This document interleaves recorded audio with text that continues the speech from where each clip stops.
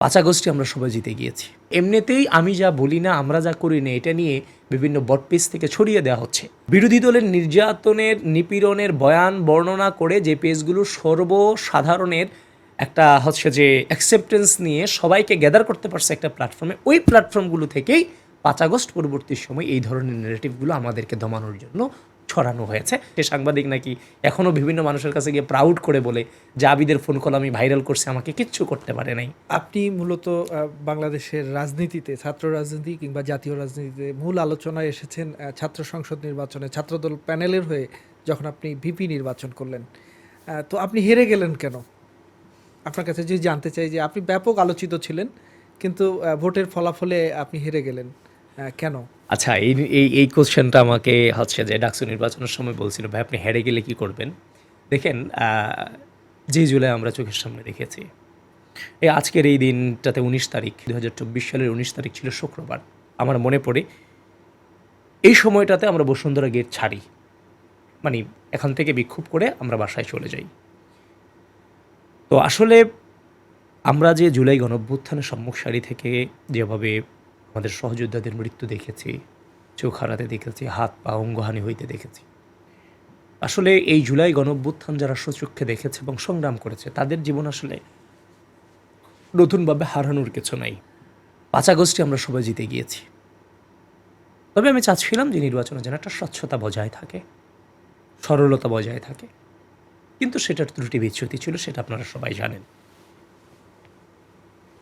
সুতরাং যদি সব কিছু যথাযথভাবে সম্পন্ন হতো, তাহলে এটার ইম্প্যাক্ট অবশ্যই জাতীয় নির্বাচনে পড়ত। পরবর্তীতে সেটা জাতীয় নির্বাচনে কোনো ইম্প্যাক্ট পড়েনি।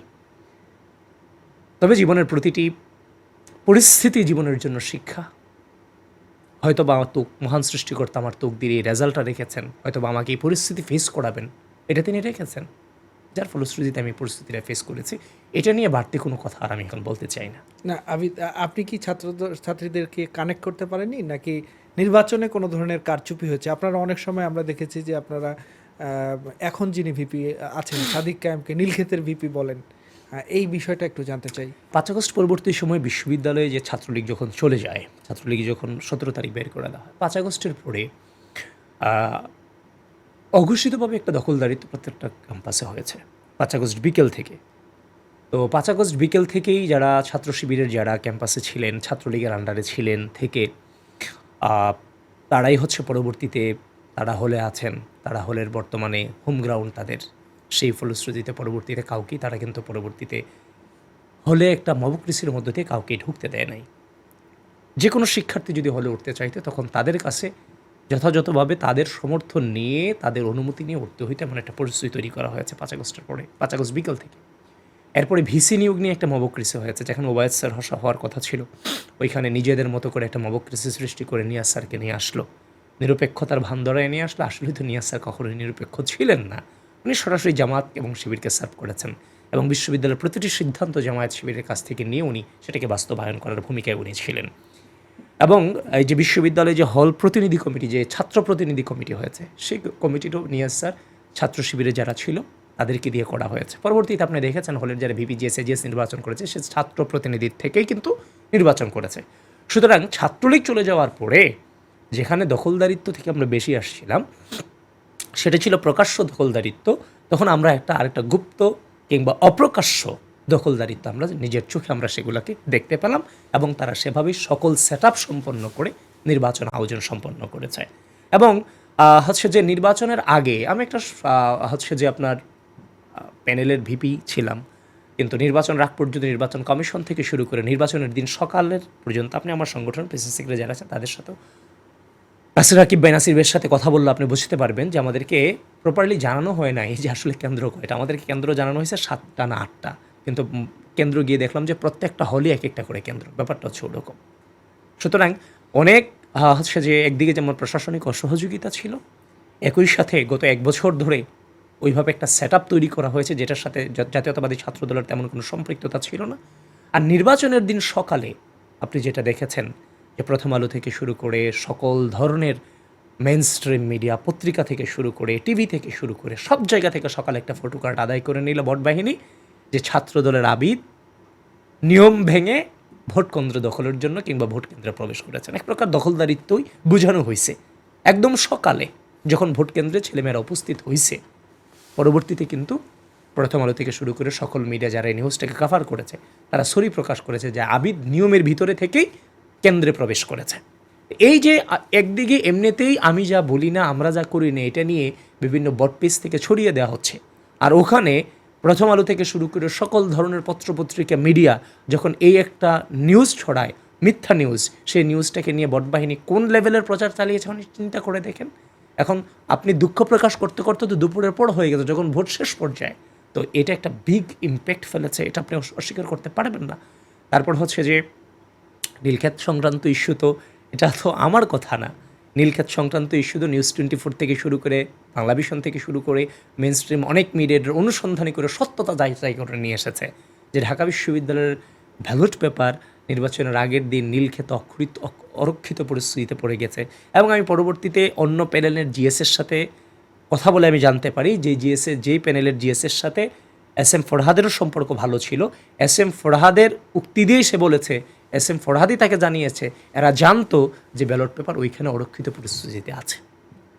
তো এই হচ্ছে গোটা একটা নির্বাচন। কিন্তু এই নির্বাচন আসলে প্রতিটা জিনিসেরই একটা পজিটিভ নেগেটিভ দুটো সাইড থাকে, কিন্তু প্রত্যেকটা সাইডেরই থেকেই শিক্ষা থাকে। আপনি বিজয়ী হলেও শিক্ষা থাকবে, আপনাকে যদি কেউ হারিয়ে দেয় সেই জায়গা থেকে আপনি শিক্ষা গ্রহণ করতে পারবেন।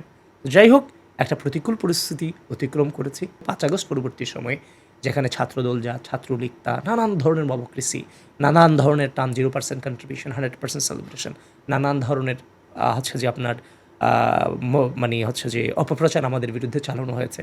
যেই পেজগুলো থেকে 5 আগস্ট পূর্ববর্তী সময় আমরা যখন নির্যাতিত হতাম, আমরা যখন আহত হতাম, আমাদেরকে নিয়ে যে পেজগুলো থেকে পোস্ট দিত, বেগম খালেদা জিয়াকে নিয়ে যে পেজগুলো থেকে পোস্ট দিত, জনাব তারেক রহমানকে নিয়ে যে পেজগুলো থেকে পোস্ট দিত, জিয়াউর রহমানকে নিয়ে যে পেজগুলোতে পোস্ট দিত, মানে কথা হচ্ছে যে বিরোধী দলের নির্যাতনের, নিপীড়নের বয়ান বর্ণনা করে যে পেজগুলো সর্বসাধারণের একটা হচ্ছে যে অ্যাকসেপ্টেন্স নিয়ে সবাইকে গ্যাদার করতে পারছে একটা প্ল্যাটফর্মে, ওই প্ল্যাটফর্মগুলো থেকেই 5 আগস্ট পরবর্তী সময় এই ধরনের নেগেটিভগুলো আমাদেরকে দমানোর জন্য ছড়ানো হয়েছে, যেটা জামাত শিবির খুব পরিকল্পিতভাবে করে, সেখানে তারা সফল হয়েছে। কিন্তু এটা সাময়িক সফলতা। ইতিমধ্যে আপনি যান আমাদের প্রোফাইলগুলোতে যান, কিংবা এখন একটু ক্রস চেক করেন, ইতিমধ্যেই বাংলাদেশের মানুষ তাদের যে অপপ্রচারের স্টাইলটা, একসাথে যারা মিডিয়া সন্ত্রাস করেছে, এগুলো তারা ধরতে পেরেছে। এই যে দেখেন আমার চরিত্র নিয়ে কিংবা আমাকে নিয়ে, মানে বিশেষ করে হচ্ছে যে কিছু মজুর সাংবাদিক ছিল ওই সময়, যেটা তারা আমার এগেনস্টে ফিটি করে দিয়ে রাখছিল যে আবিদ কী করে, আবিদের প্রত্যেকটা পদাঙ্ক অনুসরণ করতে হবে। আপনি আশ্চর্য হবেন, আমি গতকালকে একজন সাংবাদিক আমার কাছে আসছিল, ওনার যে হেড অফ নিউজ যিনি আমার কাছে পাঠিয়েছেন উনি হচ্ছে যে কিছু টাইপ করে উনিকে পাঠাইছেন যে আমাকে হচ্ছে যে এমন কিছু কোশ্চেন করবার জন্য যেটার জবাব আমি দেই, যেটা নিয়ে উনি মজা করতে পারবেন। খুব আশ্চর্য লাগলো আমি যখন এটা দেখলাম। সে অনেক গোপনীয়তার সাথে আমাকে এটা দেখাইছে যে ভাই এই হচ্ছে হেড অফ নিউজের, এই ব্যক্তি আমার কাছে পাঠাইছে এবং আপনাকে খোঁচানোর জন্য এই কোশ্চেনগুলো যেন আপনাকে করি এবং আপনার কাছে উত্তর বের করি, ট্রোল করবার জন্য। এভাবে প্রত্যেকটা মিডিয়ারই কিছু লোক আমার পেছনে লাগাই দেওয়া হয়েছিল, সে নির্বাচন থেকে শুরু করে আজ পর্যন্ত।